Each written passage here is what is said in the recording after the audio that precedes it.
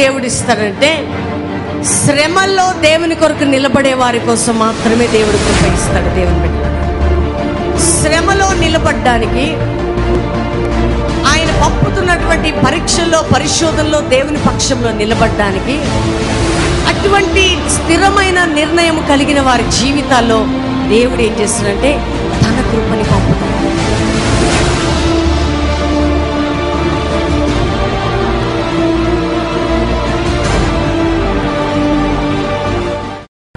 నూతన సంవత్సరంలో నువ్వు అనుకుంటావు, సంవత్సరంలో అడుగు పెడుతున్నప్పుడు దేవుని కోసం ఇలా ఉండాలి, అలా ఉండాలి, ఈ తీర్మానాలు తీసుకోవాలి, ఇలా నేను జీవించాలి, అలా నేను బ్రతకాలి అనే ఆశ నీకుంటుంది. కొన్నిసార్లు తీసుకున్న నిర్ణయాల్లో పడిపోతుంటాం, కొన్నిసార్లు దేవునికి మనం దూరం అవుతుంటాం. కొన్నిసార్లు దేవుడు వాగ్దానం చేసినా, లేకపోతే ఒక మంచి స్థిరమైన నిర్ణయం నువ్వు తీసుకున్నా, ఈ రోజున్నది రేపు లేకపోవడానికి, రేపున్నది ఎల్లుండి లేకపోవడానికి నీవు నీ జీవితంలో పొందవలసింది ఏంటి? చాలా సమయాల్లో అనుకుంటాం, దేవా నీకోసం నేను నిలబడాలయ్యా, నీకోసం నేను ముందుకు సాగాలి, నన్ను లేవనెత్తు ప్రభువా, నన్ను నిలబెట్టు నాయన, నన్ను వాడుకో ప్రభువా అని నువ్వు ప్రార్థన చేస్తుంటావు. బైబిల్ గ్రంథంలో చూడండి, మనం రక్షించబడ్డానికి దేవుని యొక్క ఒక మాట తెలియచేయబడుతుంది.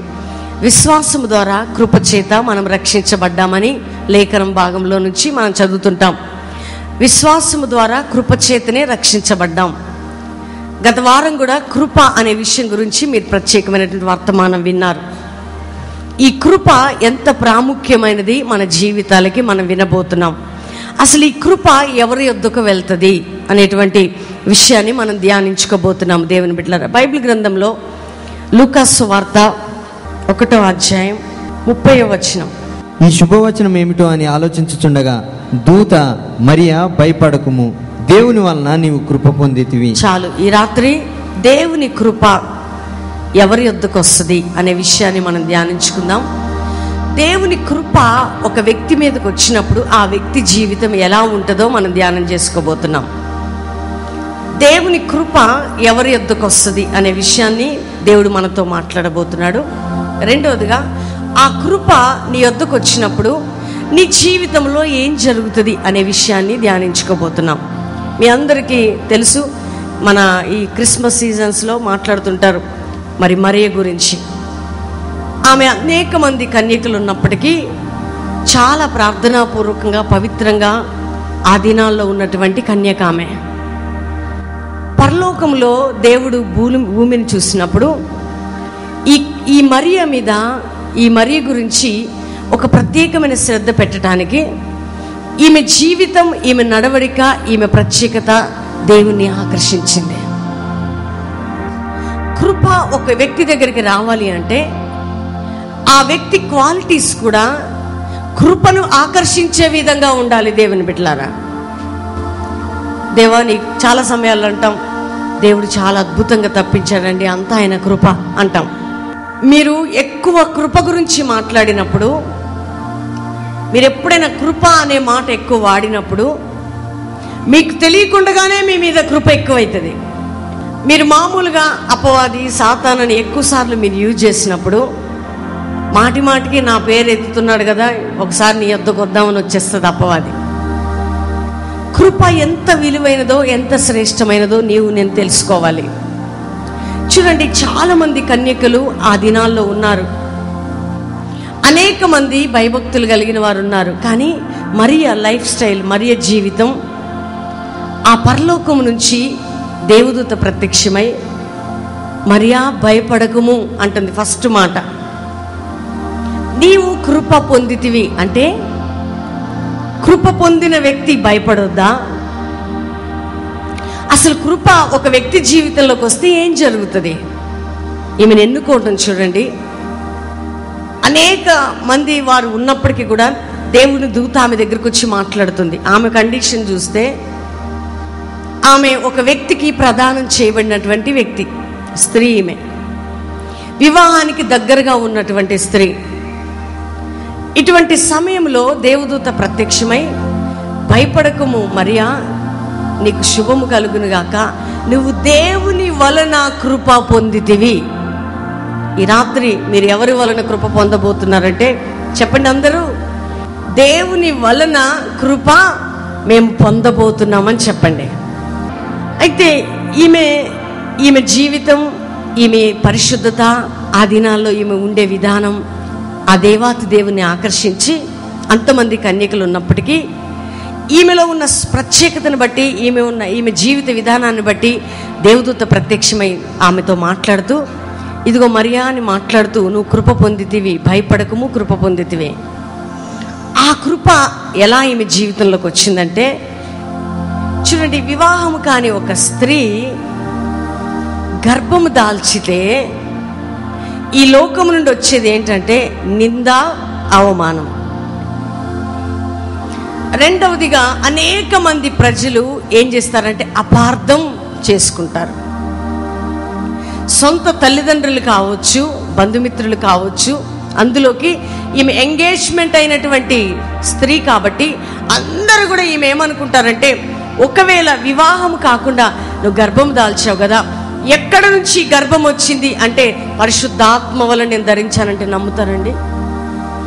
కృప ఎవరికి దేవుడిస్తారంటే శ్రమల్లో దేవుని కొరకు నిలబడే వారి కోసం మాత్రమే దేవుడు కృప ఇస్తాడు. దేవుని బిడ్డలారా, శ్రమలో నిలబడ్డానికి, ఆయన పంపుతున్నటువంటి పరీక్షల్లో, పరిశోధనలో దేవుని పక్షంలో నిలబడ్డానికి, అటువంటి స్థిరమైన నిర్ణయం కలిగిన వారి జీవితాల్లో దేవుడు ఏం చేస్తాడంటే తన కృపని పంపుతాడు. ఈమె కండిషన్ అట్లున్నప్పుడు ఆమె అడుగుతుంది, అయ్యో నేను పురుషుని ఎరిగిన దాన్నే నేను ఎలా గర్భవతిని అవుతానంటే, సర్వోన్నతుని యొక్క దేవుని శక్తి నిన్ను కమ్ముకుంటుంది, నువ్వు గర్భం దాలుస్తావంటే, వద్దు ప్రభువా, ఎంగేజ్మెంట్ కాని స్త్రీలు చాలామంది ఉన్నారు, వాళ్ళ దగ్గరికి వెళ్ళు నాయనా, నన్నెందుకు ఎన్నుకున్నావు, ఈ శ్రమ నాకొద్దు, ఈ నింద నాకొద్దు, ఈ అవమానం నాకొద్దు, కానీ నన్ను విడిచిపెట్టి మరి ఒకరి దగ్గరికి వెళ్ళు అనేటువంటి ఆన్సర్ ఈ మరియ నుంచి రాలేదు. కానీ ఈమె ఏమంటుందంటే, నీ దాసురాలు నాకు నీ చిత్తము చొప్పున జరుగునుగాక అంటది. ఎంత మంచి మాట అండి! కృప పొందిన వారి జీవితాల్లో జరిగే అద్భుతమైన కార్యం ఏంటంటే, దేవుని నుండి ఏదొచ్చినా నో అని చెప్పరు, కానీ వాళ్ళు ఓపే అవుతారు. అది దేవుని కృప పొందిన వారి లక్షణం. ఇప్పుడు మీకు 10 లక్షలు వస్తున్నాయని నేను ప్రవచనం చెప్పాననుకో, ఎప్పుడు వస్తున్నాయండి అని అడుగుతారు మీరు. లేదు మీకు శ్రమలు రాబోతున్నాయని నేను ప్రవచనం చెప్పాను అనుకోండి, మీకు ఇక్కడ నుంచి ఇంకొక గార్డెన్కి వెళ్తారు, ఆ గార్డెన్ నుంచి మరొక గార్డెన్కి వెళ్తారు. ఇక అన్ని గార్డెన్లు తిరిగి తిరిగి తిరిగి తిరిగి చెప్పులు అరిగిపోయినాక మరలా వస్తారు దేవుని దగ్గరికి. నువ్వు ఏ గార్డెన్కి పోయినా, ఏ ఫంక్షన్ హాల్కి పోయినా, ఎక్కడికి పోయినా, నువ్వు ఏం చేసినా నీ జీవితంలో సంపూర్ణమైనటువంటి జీవితం రావాలంటే తప్పకుండా శ్రమల ద్వారా నువ్వు పరీక్షించబడవలసిందే. అర్థమవుతుందా మీకు? ఉట్టిగిన యేసుక్రీస్తు సర్వోన్నతుడైన దేవుని కుమారుడు మరియ గర్భములో నుంచి రాలే. గర్భం అంటే దాచుకుంటారండి, ఏదైనా దాచుకోవచ్చు. కడుపులో ఉన్న బిడ్డను దాచుకోగలుగుతారా? ఇంకొక అద్భుతమైన విషయం ఏంటంటే, ఈమె ఇలాంటి కండిషన్లో ఉందని విడిచిపెట్టాలనుకున్నాడంట. ఎవరు? యోసేపు. ఈమెకేదో మరి పొరపాటు జరిగిపోయింది. ఈమెను అందరి ముందు అవమానపరచడం ఎందుకు, రహస్యంగా నేను విడిచిపెట్టేస్తలే అనేటువంటి ఆలోచనతో తప్పించుకోవడానికి ప్రయత్నం చేశాడంట. కానీ యోసేపు పండుకొనుండగా స్వప్నమందు దేవదూత యోసేపుతో కూడా మాట్లాడడం ప్రారంభించింది. ఎందుకు చెప్తున్నానంటే ఈ మాటలు, నువ్వు యథార్థంగా దేవుని చేత నిలబడితే, నువ్వు పరిశుద్ధంగా ప్రభు కోసం బ్రతుకుతుంటే, నీ జీవితాన్ని తూలనాడేవారు, అవమానపరిచేవారు, నీ గురించి వ్యతిరేకంగా మాట్లాడేవారు ఎవరు నీకు వ్యతిరేకంగా లేచినా దేవుని కృప నీ విషయంలో వారి యొద్దకు పరిగెత్తుకుంటూ వెళ్ళి నీ పక్షంలో మాట్లాడుతుంది. కొంతమంది అంటారు, మీ భర్తల గురించి ప్రార్థన చేస్తుండొచ్చు మీరు, నా భర్త మంచివాడు కాదండి, బాధ పెట్టేవాడు, నా భర్తతో నేను చాలా శ్రమలు అనుభవిస్తున్నాను అని ఆ కౌన్సిలింగ్లు ఈ కౌన్సిలింగ్ మీరు ఇప్పిస్తున్నారేమో. కానీ నువ్వు నమ్మకమైన ప్రార్థనా పర్రాలుగా ఉంటే నువ్వు దేవుని దృష్టిలో ఒక మంచి పాత్రగా ఉంటే దేవుని కృప నీ భర్త దగ్గరికి వెళ్ళి అంటది, నీ భార్య అలాంటిది కాదు, ఆమెను ప్రేమించు అని చెప్తుంది దేవుని బిడ్డలారా. పుట్టింటికి వెళ్ళే సర్కస్లు చేయకండి, అర్థమైందా? కొంతమందికి అలవాటు, అలిగి వెళ్ళిపోతారు. ఏమనంటే చాలు అలగటం ఆడవాళ్ళకట అందమట. ఎవరు చెప్పారు అది? చెప్పండి. అలిగితే ఎవరు వస్తారో తెలుసా మీ దగ్గరికి? వాడే చెప్తాడు, ఎట్లా విడిచిపెట్టి పో, నువ్వు పోతే నీ విలువ తెలుస్తుందని చెప్తుంది అప్పవాది. నువ్వేం చేస్తావంటే ఏదో బిగ తీసుకోవడానికి 2 రోజులు పోతావు, 3 రోజులు పోతావు, 4 రోజులు వెళ్తావు, వారం రోజులు వెళ్తావు. దాని తర్వాత గ్యాప్ ఎక్కువైపోయి నీ కుటుంబం కుప్పకూలిపోతుంది. నీ భర్త ఎలాంటి కండిషన్లో ఉన్నా నువ్వు అలగొద్దు. కానీ నువ్వు సర్వోన్నతుడైన దేవుని శక్తిని నువ్వు ఆశ్రయించినప్పుడు దేవుడే నీ గురించి నీ భర్తతో నీ పక్షంలో మాట్లాడతాడా? నీ కుటుంబ సభ్యులతో మాట్లాడతాడు ఆయన. మనం దేవునికి మాట్లాడే అవకాశం ఇవ్వండి. అన్నీ మనమే మాట్లాడుకోవాలా? దేవుడు మన పక్షంలో మాట్లాడే అవకాశం ఇయ్యం, అన్నీ నువ్వే చేసుకోవాలా? నేను ఒక ఫ్యామిలీ కౌన్సిలింగ్ కూర్చున్నా మొన్న. ఒక భార్య చెప్తుంది నాకు, నేనేమన్నా మా ఇంట్లో తన్నులు తిని వచ్చానా ఈయనతో తన్నులు తినడానికి? నేనేమన్నా మా ఇంట్లో మాటలు పడి వచ్చానా ఈయనతో మాటలు పడడానికి? అందుకని నేను ఏమైనా కానీ వదిలిపెట్టి వెళ్ళిపోవాలనుకుంటున్నాను. చాలా మంచిది, వెళ్ళిపోన్నా. నేను ఎక్కడికి పోరండి. ఆడవాళ్ళు ఏం చేస్తారంటే గుమ్మం దగ్గరికి పోయి పిలుస్తాడా లేదా అని గేడ దగ్గర చూస్తూ ఉంటారు. కానీ ఈ సర్కస్ నువ్వు చేయొద్దు. కానీ నువ్వు దేవుని కృప పొందితే నీ భర్త త్రాగుబోతైనా, నీ భర్త వ్యభిచారైనా, నీ భర్త పాపానికి బానిసైనా, నీ భర్తతో మాట్లాడే సర్వశక్తిమంతుడు దేవుని వైపు నువ్వు చూడాలా. 10 మందిని పిలిచి పరువు బజారుపాలు చేసుకోవద్దు, కుటుంబ పరువు. నీ భర్త గురించి చులకన చేసి నీ కుటుంబ సభ్యుల దగ్గర 10 మంది దగ్గర పంచొద్దు నువ్వు. తర్వాత నువ్వెంత నీ కుటుంబం మార్చబడినా నీ భర్తకి రెస్పెక్ట్ దొరకదు ఇక వారి యొద్ద నుంచే. స్త్రీలకి మూర్ఖత్వం ఉండొద్దండి. అందుకని ఈ సందర్భాన్ని బట్టి చెప్తున్నా. నేను జనవరి 26 26వ తారీఖు ఇక్కడ morning 10 o'clock to evening 4 o'clock వరకు ఫైర్ స్త్రీల సదస్సు ఇక్కడ ఉంది దేవుని బిడ్డలారా. అర్థమవుతుందా?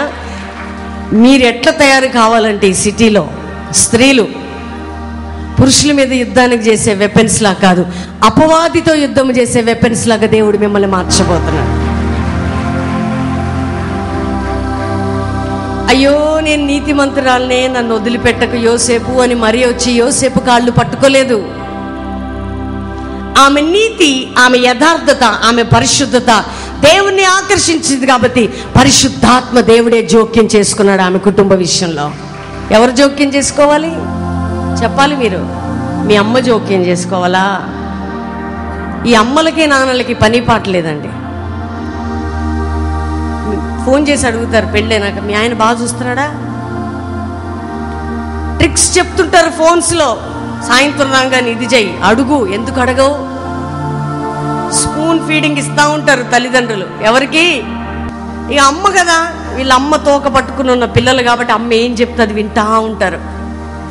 సాయంత్రం పాపం అలిసిపోయి వచ్చిన భర్తని, ఏమయ్యా ఇంత ఆలస్యం వచ్చాము ఏం సంగతి అని మొదలు పెడతారు. ఆయనకు అర్థమైపోతుంది మీ అమ్మ ఫోన్ చేసిందా అంటాడు, అంతే. ఒకసారి నీ తల్లిదండ్రుల్ని పురుషుడిగా నువ్వు విడిచిపెడితే, స్త్రీగా నువ్వు విడిచిపెడితే మీ ఇద్దరు ఏక శరీరం. మీ ఇద్దరు కూడా దేవుని మీద ఆధారపడి బ్రతకాల. నీవు నీ భర్త ఎంత బలహీనుడైనా నువ్వు రెస్పెక్ట్ ఇవ్వాలా. నువ్వు ఇవ్వకపోతే ఎవరిస్తారమ్మా నీ భర్తకి? నువ్వు గౌరవించాలి నీ భర్తనే, ఆయనని ఘనపరచాలి, ఆయనని ప్రేమించాలి. ఆయనని ఎట్లా చూడాలంటే చాలా గౌరవప్రదంగా చూడాలి. అంతేగాని నువ్వెన్ని డిగ్రీస్ అయినా ఉండని, నీ డిగ్రీ నీకు సంస్కారం నేర్పకపోతే నీ చదువు సున్నా. అందుకని పెద్దవాళ్ళు అంటారు చదువుకున్న వాళ్ళకంటే చాకలోడు మేలట. చెప్తారా పెద్దవాళ్ళు? నీ చదువు నీకు ఏం నేర్పించాలంటే మంచి సంస్కారం నేర్పించాలా. అది కృప పొందిన వారి లక్షణం. దేవుని బిడ్డలారా, నీ భర్త ముందు ఇష్టానుసారంగా ప్రవర్తించడం కాదు. భర్త కోపం వచ్చినప్పుడు కొంచెం తగ్గి ఉండాలా.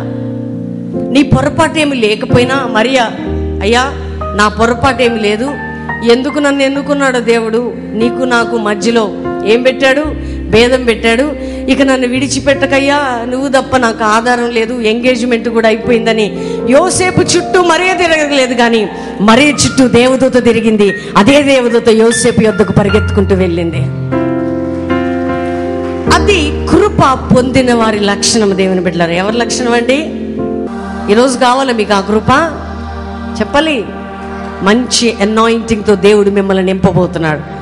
ఎంతమంది భర్తలు భార్యలను తీసుకురాని వారు మీకు తెలియదు. అందుకని మేము చెప్తుంటాం, ఏ సండే మీటింగ్ ఎట్లా టర్న్ అవుతుందో దేవుడు తెలియదు, కానీ పరిశుద్ధాత్మ దేవుడు జోక్యం చేసుకుంటాడు నీ కుటుంబ విషయంలో.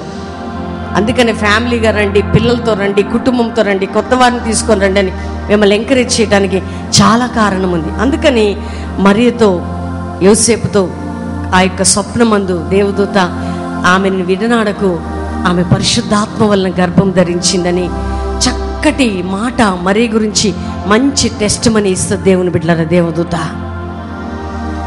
చూడండి, ఒక సందర్భంలో దేవుడు మాట్లాడతాడు. ఏమనంటే అబ్రహాముతో, నీ భార్య చెప్పింది నువ్వు చెయ్యి. నా భర్త నా మాట వినటం లేదండి, నా మాట వినాలి అని పట్టుబట్టకు. నీ భర్త నీ మాట వినాలంటే నువ్వు దేవుని మాట వినాలంతే. అర్థమైందా? నువ్వు దేవుని మాట వింటే నీ భర్తతో దేవుడే మాట్లాడతాడు నీ విషయంలో. నువ్వు కమాండ్ చేయడానికి ప్రయత్నం చేయకు, డిమాండ్ చేయడానికి ప్రయత్నం చేయకు, నీ తప్పు లేదని నిరూపించుకోవడానికి ప్రయత్నం చేయకు. కృప పొందిన నీవు అహంకారులను ఎదిరించి దీనులకు కృప ఇచ్చే దేవుడు.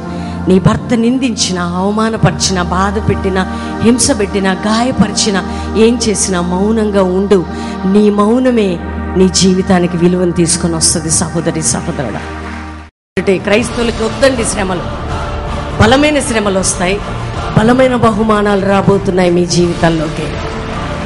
మీరు నిజమైన ఒక ఫైర్ క్రిస్టియన్ లైఫ్ జీవించడానికి అగ్ని వంటి మహాశ్రమలు మీకు సంభవించినప్పుడు ఏదో వింత జరుగుతుందని ఆశ్చర్యపడకూడదు, కానీ మహిమాయుక్తమైన దేవుని ఆత్మ మీ మీద నిలుచున్నది కాబట్టి మీరు ధన్యులు అంటున్నాడు పేతురు.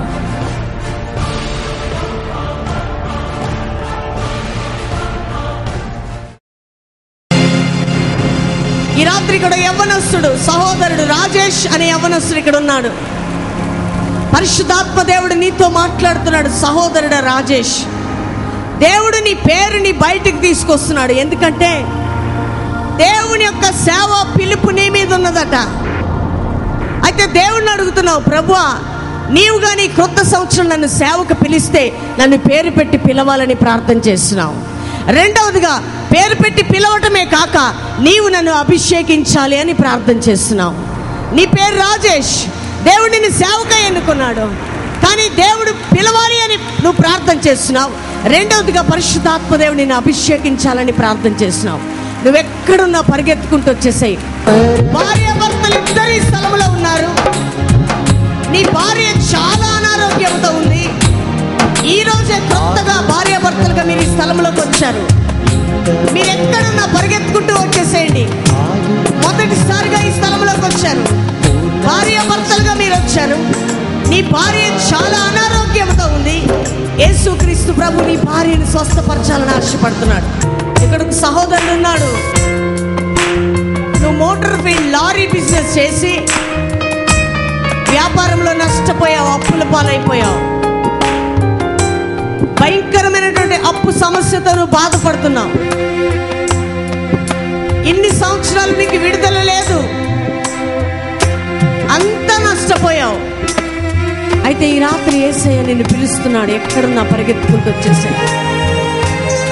అయితే నేను ఇక్కడ కూర్చున్నప్పుడు నా పేరు రాజేష్ అని అమ్మగారు పిలిచినప్పుడు నా ఒంట్లో అనేది షేక్ అనేది అయిపోయింది. ఆ యొక్క మాటకి అని నేను నా పేరు రాజేష్ అంటే నేను ఎప్పుడు ఒక చిన్న ఆశతో ఉండేవాడిని అనమాట. నా పేరు ఎవరు పిలుస్తారా, నేను ఎప్పుడు సేవకి వెళ్తానా అని నా యొక్క ఒక తాపత్రయం అనేది చిన్నప్పటి నుంచి ఉండేదన్నమాట. అనుకోని రీతిగా ఈరోజు కల్వరిలో ప్రేయర్లో రాజేష్ అని నువ్వు ఎక్కడున్నారా అన్నప్పుడు నా యొక్క ఆత్మ అనేది నా యొక్క ఫైర్ అంటే నా ఒళ్ళు అనేది షేక్ అనేది అయిపోతుంది అనమాట. ఈ యొక్క ఒంటిలో నుంచి ఈ బిడ్డ ఎప్పుడు నీకోసం ప్రతిష్ఠితుడిగా ఉండనుగా, నీకోసమే బ్రతకడానికి ఒక ఫైర్ ఈ బాడీలో మేము విడుదల చేస్తున్నాం. ఈరోజు నుంచి గొప్పవాడు కావాలి యేసు నామములో. తన హృదయంలో ఆత్మల భారము కలుగునుగాక.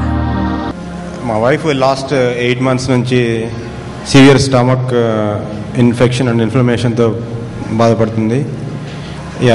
మేము యూఎస్ నుంచి ఇవాళ వచ్చాము. ఫస్ట్ టైం వచ్చాము. చూడండి, ఫ్యామిలీ మొదటిసారి వచ్చారు, యూఎస్ నుండి వచ్చారంట. ఈ కుటుంబం భార్య చాలా సిక్ ఉంది, చాలా అనారోగ్యంతో 8 months నుంచి బాధపడుతుంది. ఈ బాడీలో ఉన్న ఈ సిక్నెస్ జాగ్రత్త, యేసు నామముల మాట. ఇన్ని దినాలు పరిపాలించిన చీకటి ప్రభావం మీ కుటుంబంలో నుంచి బయటకు వెళ్ళిపోయింది. డాక్టర్స్ రిపోర్ట్స్ అన్నీ నార్మల్ రాబోతున్నాయి. మీరు గొప్ప సాక్ష్యం చెప్పబోతున్నారు. ఈరోజు నుండి ఇచ్చిన మంచి విడుదలను బట్టి వందనాలు యేసయ్యా. అలసిపోయారయ్యా ఈ బిడ్డలు, నలిగిపోయారు, కానీ ఒక సంతోషం ఈ నూతన సంవత్సరంలో ఇవ్వబోతున్నాం, సమాధానం ఇవ్వబోతున్నాం. లారీ ప్రాబ్లం ద్వారా అప్పుల పాలైపోయి నలిగిపోతున్నాం. అందరం మన కుడి చేయి పైకి ఎత్తుదామండి. సహోదరునికి ఉన్న బంధకాలు తొలగిపోవాలి. అయ్యా, ఈ నూతన సంవత్సరంలో నీ విడుదల సమాధానం నీ కుమారుని కలుగును గాక.